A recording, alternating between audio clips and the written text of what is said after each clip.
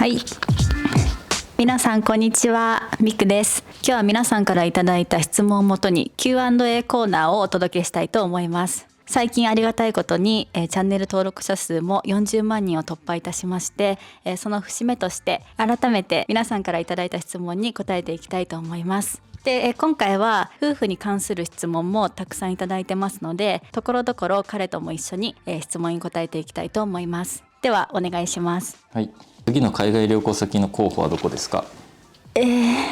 もうなんか行きたいところは1個決まってて、スイスに行きたいんですよ、私。どうしてですか？いやもう山々、フィンランドに行ってから大自然に触れるっていうか、景色がいいところとか街並みが美しいところ、そういうところに行きたいなって思っているので、スイスをはじめ、ヨーロッパ周遊をしたいなと思っています。そういう旅行先の情報収集の仕方が知りたいです。基本的にはインスタグラムで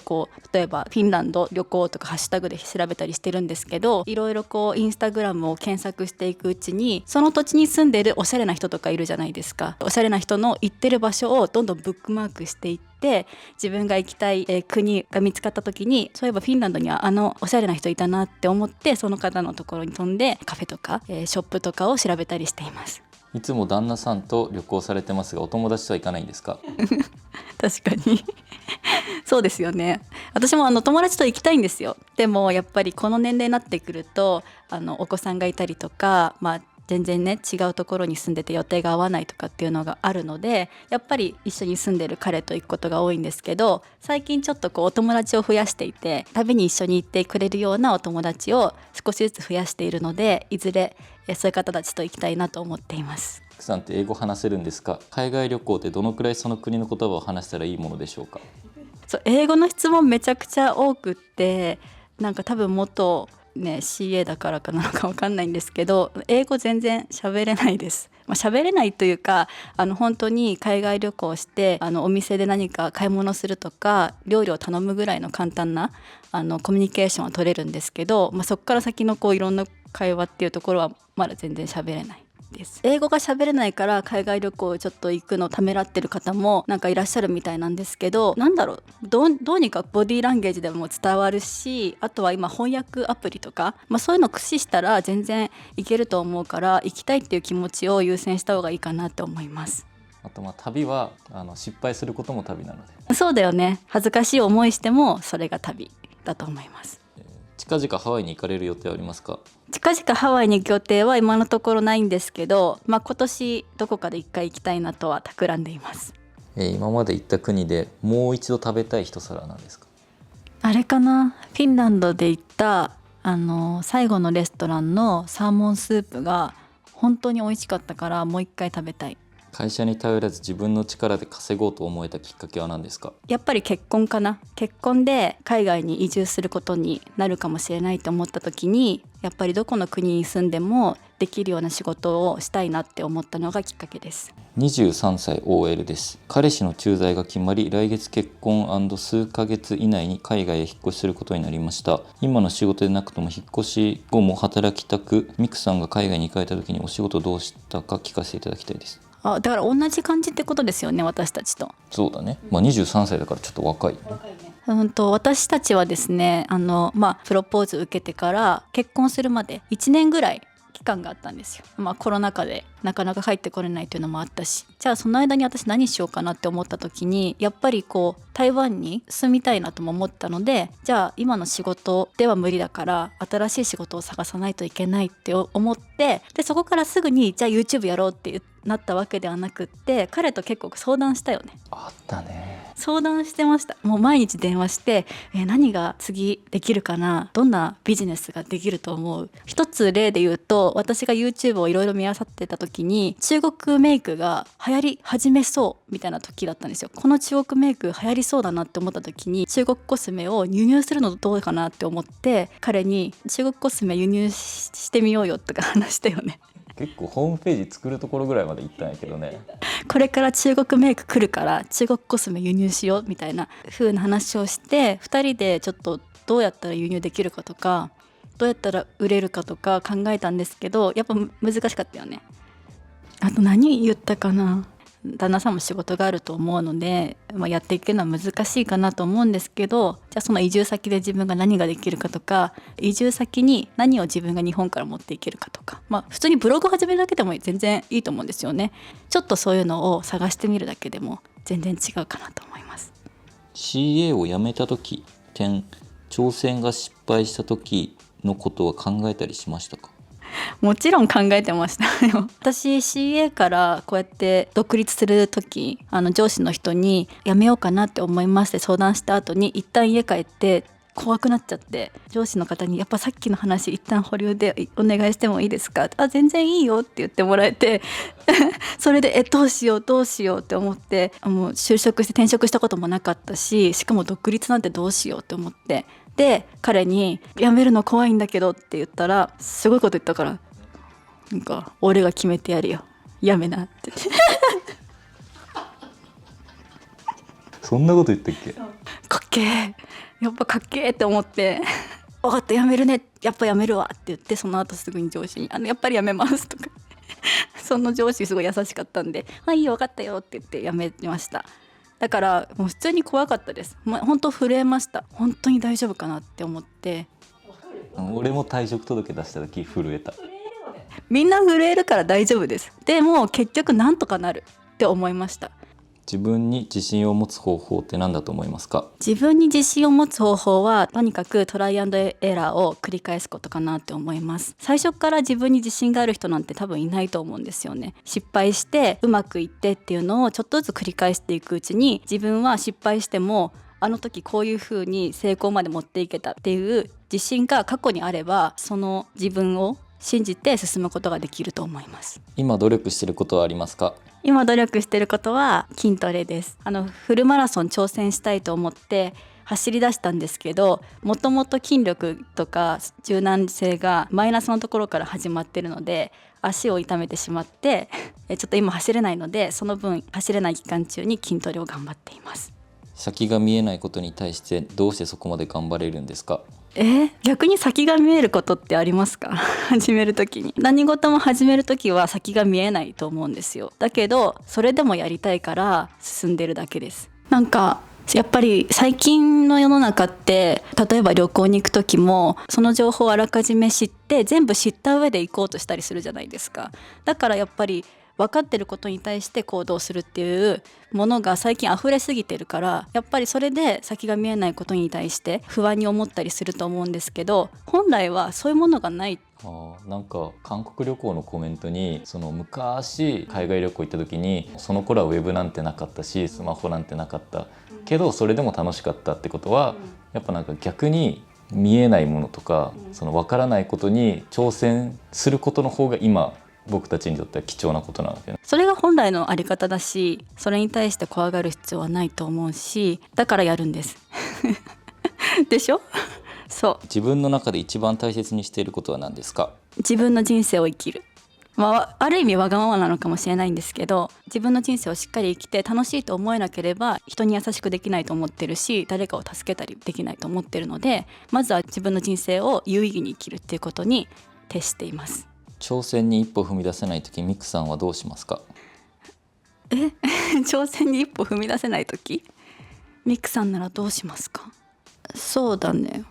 ちょっと怖いっていうことなんだと思うんですけど、でも私はどっちかっていうと、それを挑戦しないで後悔してる自分を見るのが嫌なので、一歩踏み出すためのそのパワーはそこから来るかもしれない。後悔したくないからやるっていう、そういうことでいいのかな？あなたは挑戦したくて一歩踏み出せない時どうしてる？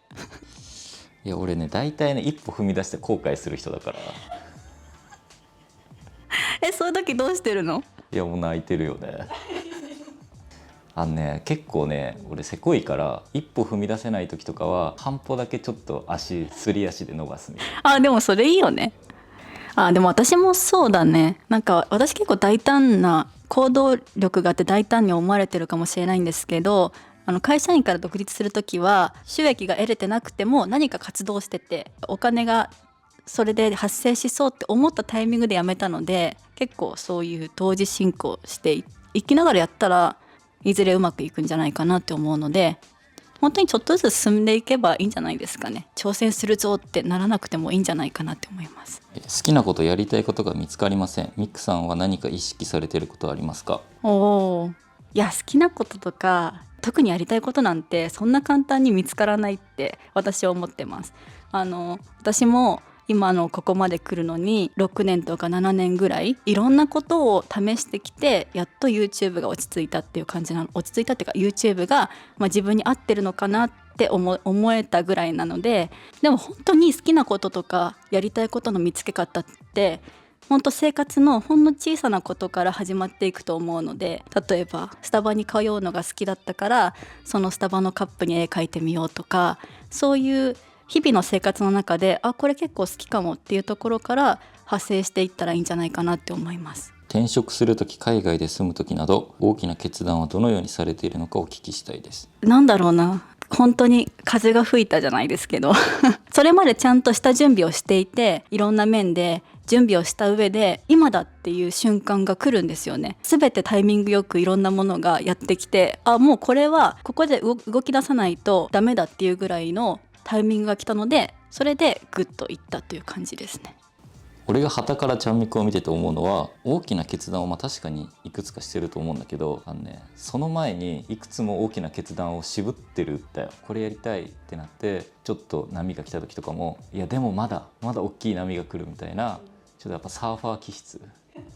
なんかね、ちょっとやそっとの波じゃあえて乗らないっていう選択をめちゃめちゃしてるから、本当に来た時にもうこれには乗るしかないっていう見極めがなんかできてる気がする。本当にありがとうございます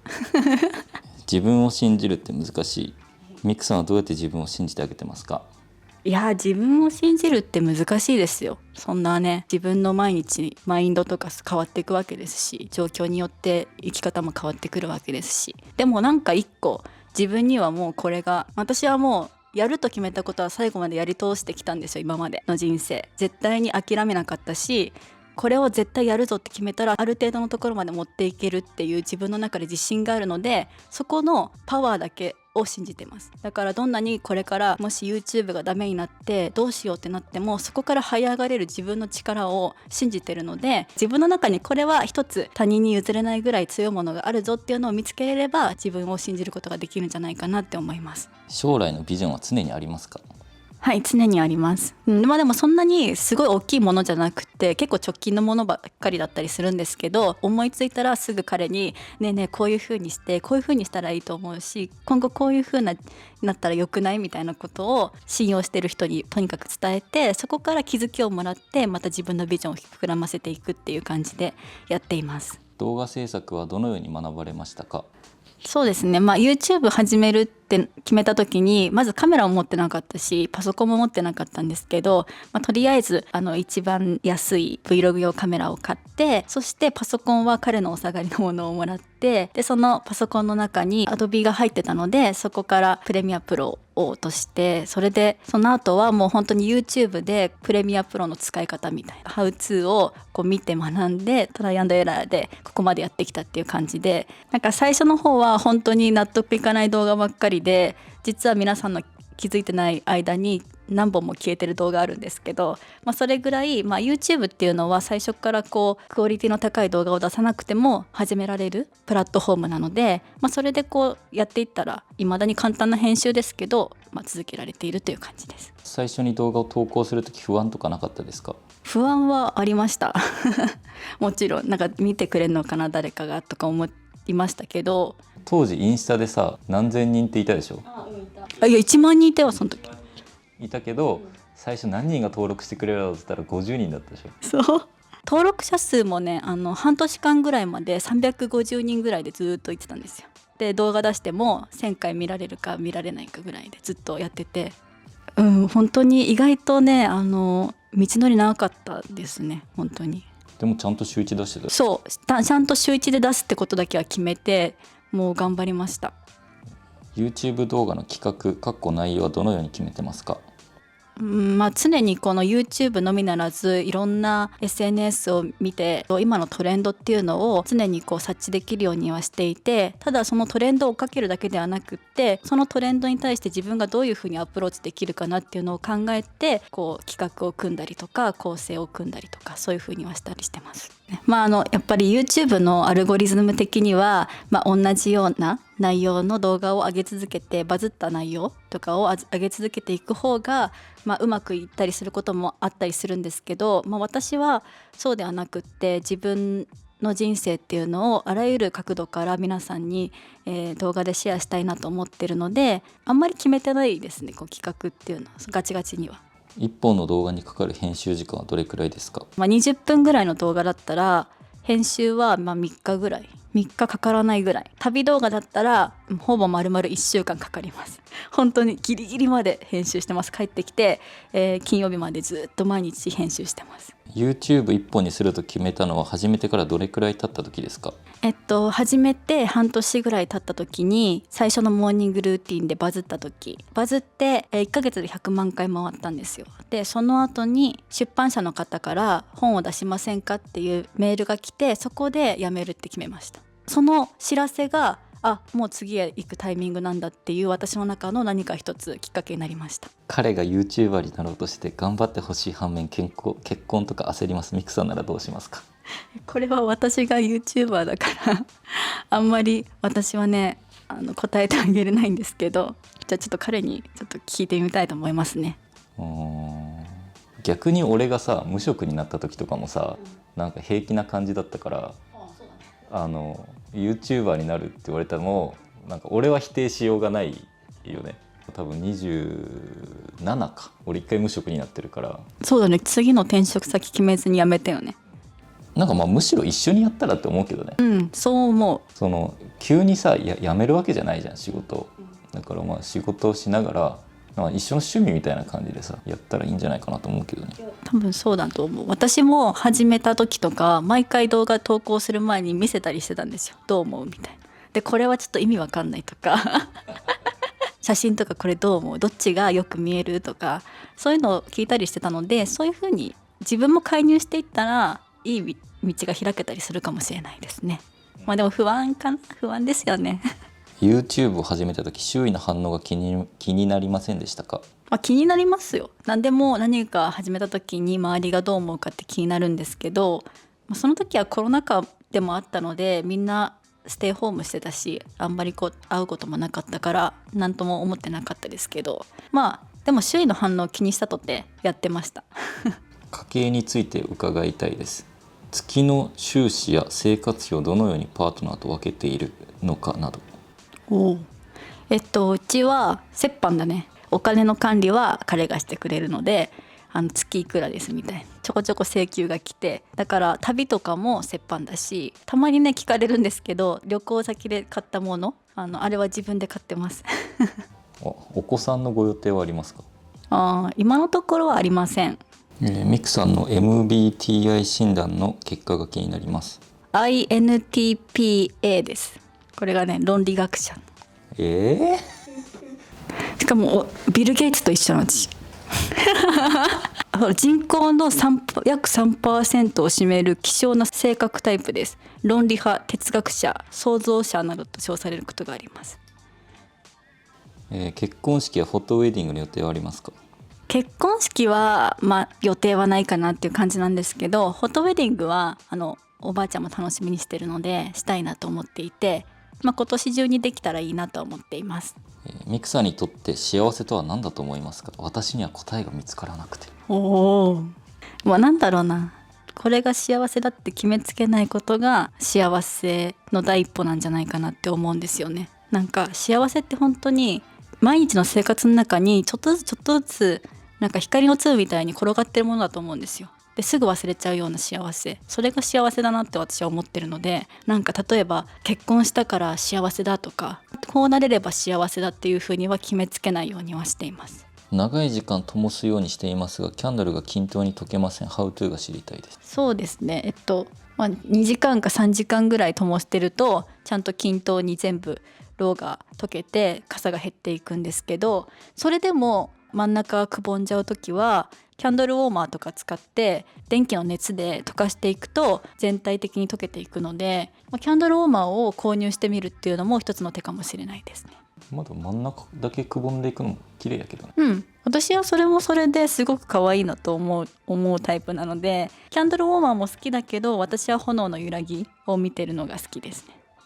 キャンドル2種選ぶきれずどちらがこういう人におすすめとかってありますか？一応その朝と夜、フィグ&グリーンティーが朝でフィグ&バニラが夜っていう風に決めてるんですけど、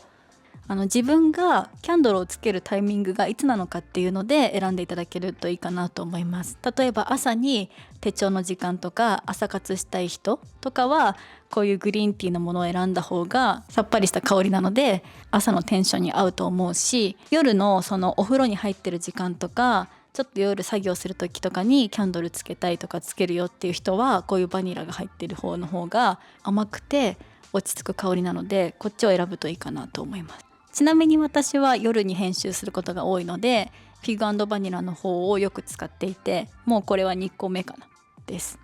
そういう感じで、皆さんからいただいた質問をもとにいくつか質問に答えてみました。いつの間にかチャンネル登録者数も40万人を超えまして、本当にたくさんの方に見ていただき嬉しく思っています。いつもありがとうございます。ライフスタイルのこととか旅のこととか皆さんにこれからも動画でシェアしていきたいなと思っていますので、どうぞこれからも楽しんで見ていただけると嬉しいです。また次の動画でお会いしましょう。ミクでした。